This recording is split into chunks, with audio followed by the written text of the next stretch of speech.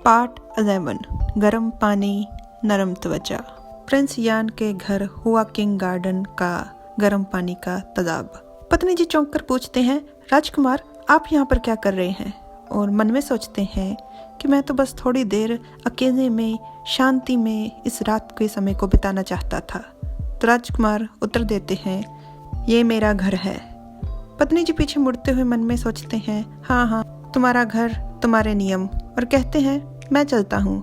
राजकुमार आप शांति से इस नहाने का आनंद लीजिए। तो राजकुमार उसे कहते हैं, तुम भाग क्यों रहे हो?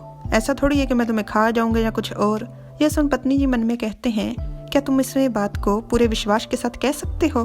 और कहते हैं, आप एक राजकुमार हैं, मैं ऐसे ही थोड़ी ना आपके साथ ऐसे घुस सकता हूँ। तो राजकुमार कहता है, मैं तुम्हारे साथ सो चुका हूँ एक ही बिस्तर में, तो एक साथ पानी में बैठने में क्या एतराज होगा? ये सोने वाली बात को पत्नी जी अच्छे से समझ जाते हैं कि राजकुमार कहाँ से बोल रहे हैं, तो वो चिढ़कर कहते हैं। तो राजकुमार मुस्कुराते हैं झूठा, और पत्नी जी मन में कहते हैं कि तुम मुझे ऐसे ही आराम से नहीं जाने दोगे। तो पत्नी जी डरते डरते पानी में पैर रखते हैं। तो राजकुमार कहते हैं कि हम दोनों लड़के हैं, तुम झिझक क्यों रहे हो? ओह रुको, क्या तुम?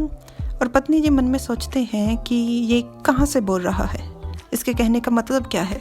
राजकुमार ने ये बात भौएं उठाकर साफ तौर पर अपने चेहरे पर दिखाई थी। तो पत्नी जी अपनी बाजुओं के कपड़ों को ऊपर करते हुए कहते हैं कि मुझे कोई झिझक नहीं है, मैं पानी में आ रहा हूँ। और फिर वो पानी में पैर रखते रखते रुक जाते हैं और मन में कहते हैं, ऐसा नहीं है कि मेरे आत्मविश्वास में कमी है क्योंकि इसके शारीरिक रूपरेखा इतनी सुडौल और अच्छी है, ऐसा बिल्कुल नहीं है।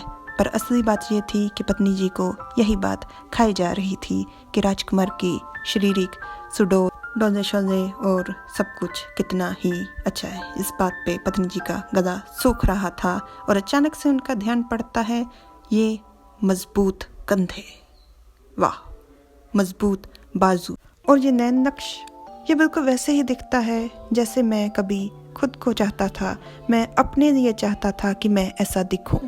अचानक से राजकुमार पत्नी जी पर झुकते हुए कहते हैं, क्या तुमने मुझे जी भर कर देख लिया? तो पत्नी जी के मुंह से निकलता, पत्नी जी एक झटके से पीछे हट जाते हैं और अपने मन में खुद को ही दलासा या शायद नकारते हुए कहते हैं कि मैं तुम्हें क्यों देखूंगा, मैं नहीं देख रहा था, तुम बस थोड़े से मुझसे बड़े हो, थोड़े से बस मुझसे अच्छे दिखते हो, इस शौक तो क्या? पत्नी जी की इस प्रतिक्रिया पर राजकुमार मुस्कुराते हुए कहते हैं, तो इसमें इतना दूर जाने की तो कोई ज़रूरत नहीं थी, वैसे भी झरना यहाँ पर है, पानी यहाँ पर गर्म है, तो पास आओ। पत्नी जी थोड़ा सा सरकते हैं, राजकुमार उसकी तरफ गुस्से से देखते हैं और कहते हैं, पास।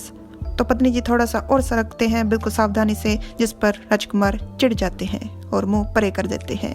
राजकुमार की छाती पर निशान देख पत्नी जी मन में विचार करते हैं कि ये निशान देखने में ऐसा लगता है कि पुराना है, कोई पुराने जख्म का।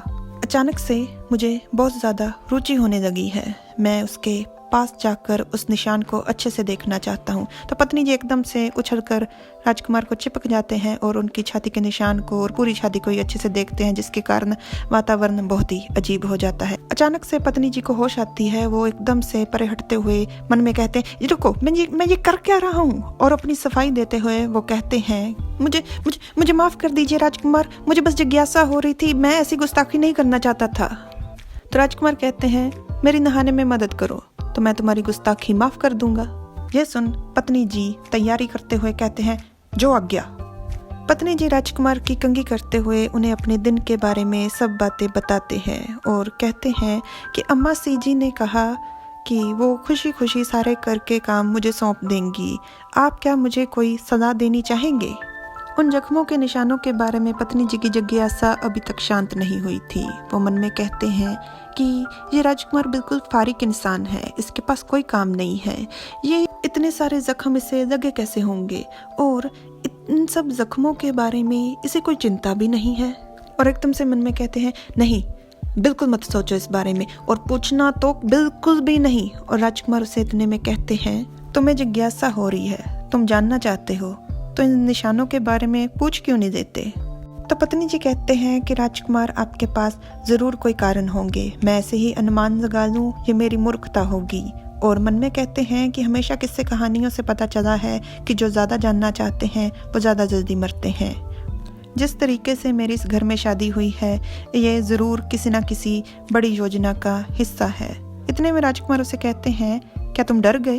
पीछे मुड़ पत्नी जी पर झुकते हुए कहते हैं कि जिसने इतनी बहादुरी से नोंगियान योफई से कहा था कि सब कुछ मेरे ऊपर छोड़ दीजिए, क्या वो तुम नहीं थे? और ये हैं फिर से एक बार राजकुमार के ऐसे विचार जिन पर वो शर्मिंदा हैं। पत्नी जी बहुत ही गंभीरता से राजकुमार की कंघी कर रहे थे। इतने में राजकुमार के कानों में हलचल होती है जो कि शर्म के मारे थी।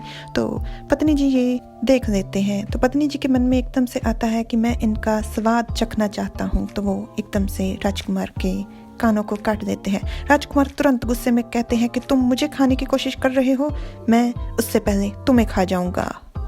पत्नी जी राजकुमार की गोद में थे, उन दोनों का चेहरा एक दूसरे की तरफ था। तो पत्नी जी कहते हैं, पर खरगोश तो बहुत ज्यादा प्यारे होते हैं ना, आप कैसे खा सकते हैं? और यहीं पर ये पार्ट खत्म हो जाता है। Like, subscribe, comment. Thanks for watching.